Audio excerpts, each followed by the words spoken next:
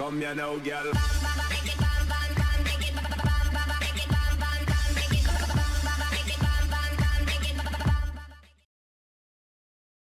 Hello and welcome to WhatMap, your one-stop shop for everything workshop. I'm Bombombi and you're very, very welcome. Well, it's 2023 and the show has moved on. We are now a weekly show with 6 maps per show, and if you're wondering why things have changed, that is covered in my long narration piece called 2023 and Beyond, and that'll cover everything that you need to know. Hopefully this new show will get me back on track. It's going to definitely be better for helping you find the best map for your next city build, which was the original purpose of this show. Check out episode 1, you'll see what I mean. It's become more of a curiosity show for map builders, but I'm going to have loads of tutorials for that in the future.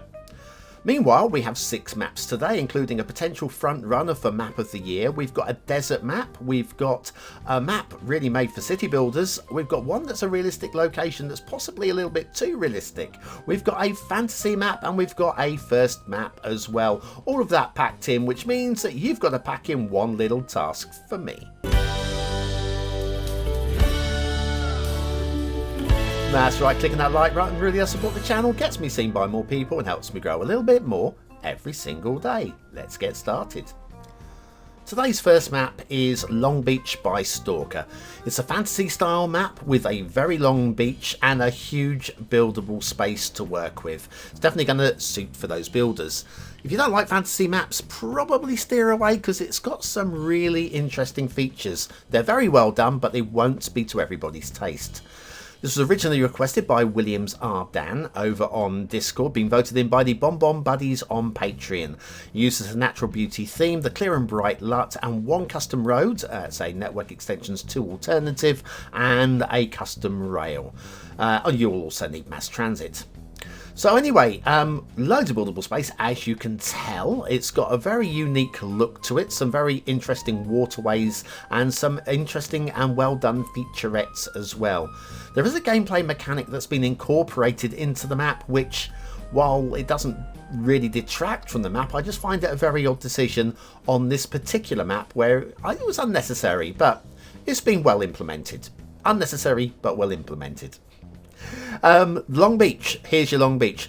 There are some places along here I wish there was a little bit more buildable space in from the beach. With a map called Longbeach, you'd want to be maybe doing more of a beachy build, and this one we have this mountain ridge a little bit close all the way along, giving a lack of accessibility. On the other side of the map we have another ridge and a valley. You're probably thinking I'll stick my sewage out here, and I'm going to say the map's not designed for that. You'll see why. You will see why. Here's one of those Uwitzer castles, and it's a very nice hexagonal castle going on there. There's like some really interesting set pieces, like this one. I mean, fantasy map, well, yeah, you can only really get away with this there. It's been really well done. Again, personal taste, you probably won't like it, or you probably will like it. I don't think there's going to be middle ground on that. Edge of map connections have been dragged in. The rail has been stuck into a couple of trolls caves, but they're right at the edge of the map. Why do we just not connect off the edge of the map? I do not know. And then highway connections, we have some one-way connections or hidden behind mountains, and I just don't know why we didn't connect to the outside again with those. But listen, if it works, it works. We've got some very interesting waterways. We've got a small dam over here which is producing a little bit of electricity, and somewhere for you to put your sewage, involving the glory hole. Yes, the Park Life glory hole. Haven't seen this for a little while. Definitely not seen it used like this. Again, it's not going to suit for many people, but why not? Listen, if it works, it works. And yes, those trees do have their trunks on. Oh yes, the old ones are still the old ones. We've got 3 islands out on the outside. They've all been very nicely done. I don't really think they fit with the design of the map, but again, it's like an afterthought, and they've all been done fairly nicely. All told, I would say this is a very strong builder's map for those that want a fantasy map that's got some really weird mechanics thrown in and some slightly odd aesthetics here and there.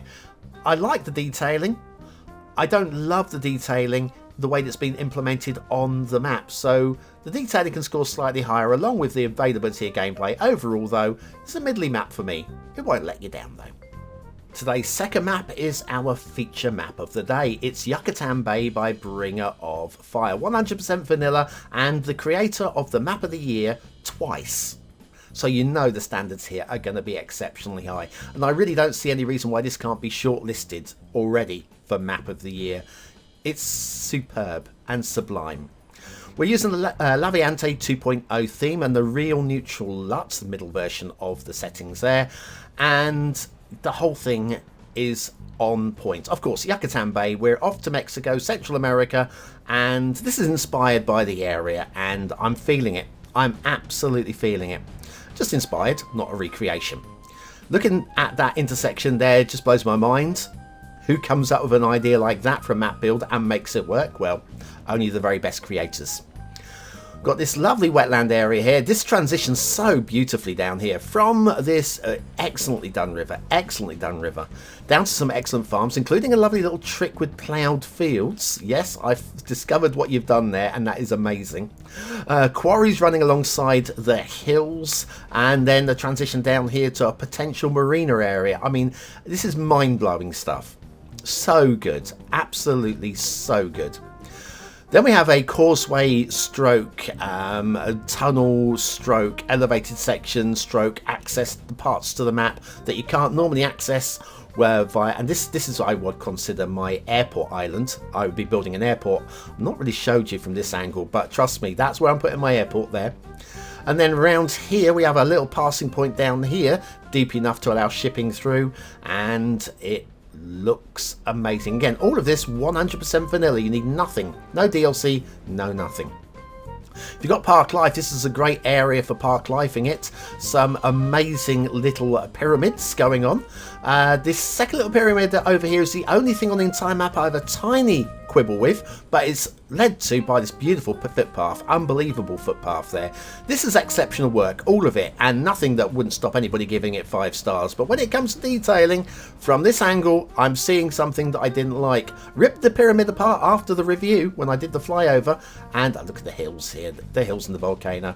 Ripped it apart, and Bringer did exactly what I would have wanted them to do. I think a different pillar in the middle. That's all I'm thinking.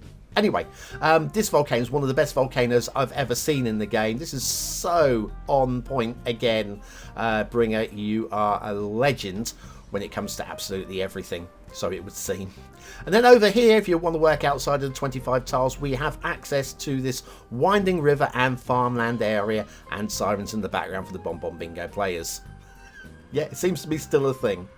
Anyway, yes, we have the winding river there with the Oxbow Lake too.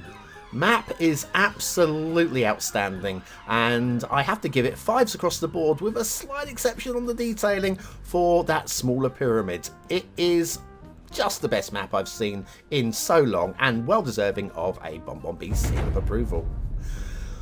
Next up, can't match that. Today's third map, and the one that brings us up to the intermission, is Dusty D by specteX. This is a spectacular desert map that lets itself down in one place, and is definitely not one for base game style players. So where does it let itself down? Well, with the networking, the rail is fine. The rail, not quite true to real life in terms of gradients, but is well within perfectly playable. The roads, on the other hand, it just feels, compared to the rest of the map, a little bit slapdash, and by spectex's own admission, they didn't quite spend as much time on the roads as probably they should have done. Having said that, the routing is fine, and if you're happy to spend just a bit of time tweaking things as you're going along, it's gonna be a very fine map indeed, even with the networking. Leisure Start Square intersection, again, a nice and interesting design, just an intersection that again feels like it could have a little bit more love invested into it. Across the map, which is striking, we're using the Western Australia theme, the Arrowhead Valley LUT, Nevada inspired, and we've got 3 different types of desert, 4 if you include the hills. There's a couple of them, and then we switch across the other side of the map, going into the Red Sand Desert as well. It is striking, and the resource and the tree painting on this map really do make it come to life. Now, we do have over 300,000 trees on the map, so tree anarchy is a requirement, plus you're gonna want to be a modded player. you are, because the water is at a premium. I'll show you all of the water as we do the closing scene, and the lack of water is holding the score down. Some would say it's unplayable, and if your base game, this is a 1-star map for gameplay potential.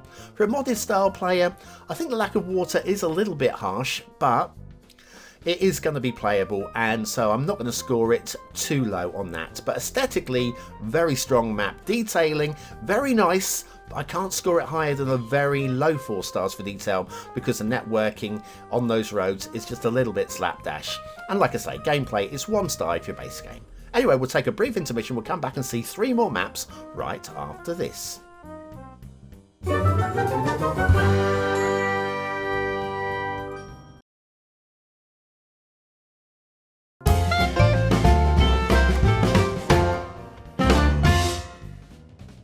And we begin the second half of today's show with a trip to a realistic and real-life location that might be a little bit too realistic for its own health.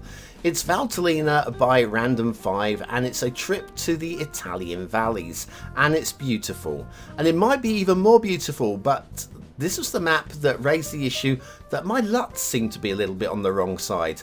They have been resolved now, but half of the reviews in this show, who knows, even before Christmas, might be a little bit out. I've fixed it, and I'll talk about it in a completely separate show. Anyway, realistic and real life. Realistic in terms of verticality as well. This is a 1-to-1, and a lot of the mountains in this area are more than a kilometre tall within this small area that we're packed, which means, well, there's not enough room for the tops of the mountains, which we'll cover when we get out there. But hey, what can Random do? They can't change the mountains, surely. Anyway, we've had a couple of worries, with this map that have been circumvented by really good map design. First of all, the amount of traffic that could flow through this valley from one side to the other on the small roads might be a bit much, but Random has hidden a couple of highways underneath the mountains that will carry all of the traffic that's going through the map. All the dummy traffic will be steered away from your city.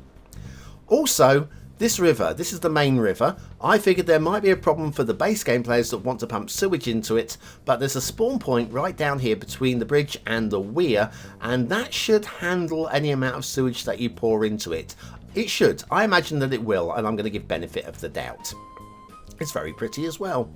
Speaking of pretty, it does feel like a detailer's map. There are a couple of little detailing glitches down here that I think could just be tweaked out, but that's about the biggest problem I can find with the map. And when I say detailing glitches, look at it. Can you see any detailing glitches? No. Are you worried? You shouldn't be.